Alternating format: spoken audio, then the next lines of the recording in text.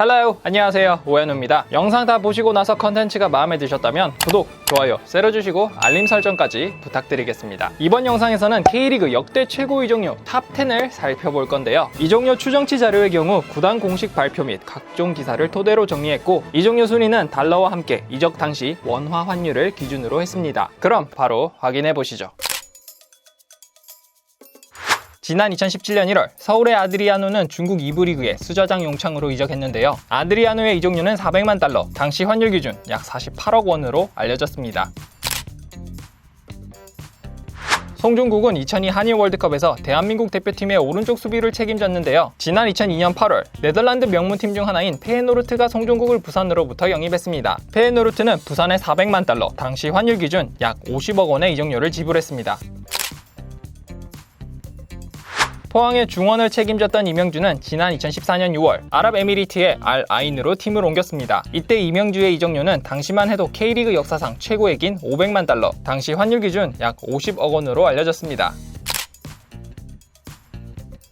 지난 2015년 7월 전북의 공격수 에두는 당시 중국 2부 리그 허베이로 이적했습니다. 이때 허베이는 축구 선수로 은퇴가 다가온 나이인 만 34세의 에두의 이적료로 500만 달러, 당시 환율 기준 약 57억 원을 전북에 건넨 것으로 알려졌습니다. 잠깐! K리그 역대 최고 이적료 남은 순위를 보시기 전에 설명드릴 게 있습니다. 지난 2017년부터 중국 축구협회가 자국 구단들의 이적료 과열 현상에 제동을 걸기 시작했는데요. 그래서 중국 1, 2부 리그 팀들은 4,500만 위안, 약 600만 달러를 초과하는 이적료의 외국인 선수를 영입할 경우 해당 팀은 중국 축구협회의 발전기금 명목으로 지출한 이적료와 같은 금액을 내야 합니다. 그래서 지금부터 소개할 선수들의 추정 이적료가 모두 약 600만 달러라 이적 당시 원화 환율을 기준으로 순위를 매겼습니다.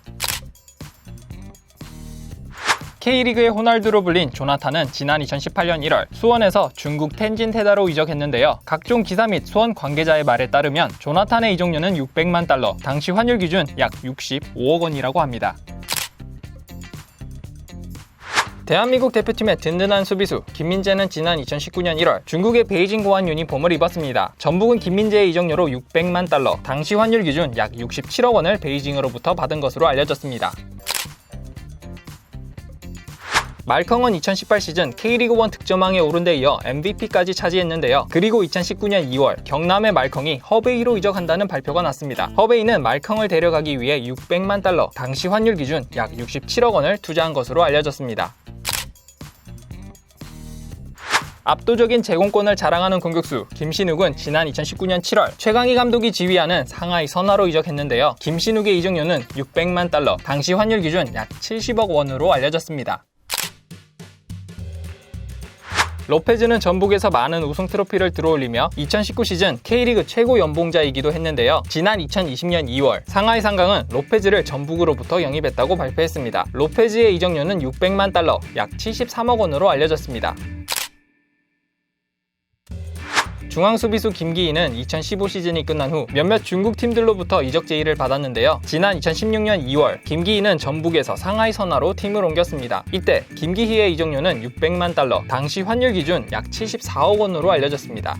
일부 기사에 따르면 김기희가 아닌 로페즈가 역대 K리그 최고 이적료라고 하는데, 제가 조사해보니 환율 계산을 당시 기준이 아닌 2020년 환율로 계산해서 기사를 냈더라고요. 같은 600만 달러라도 당시 환율을 기준으로 순위를 매기면 역대 K리그 최고 이적료 1위는 김기희가 맞습니다.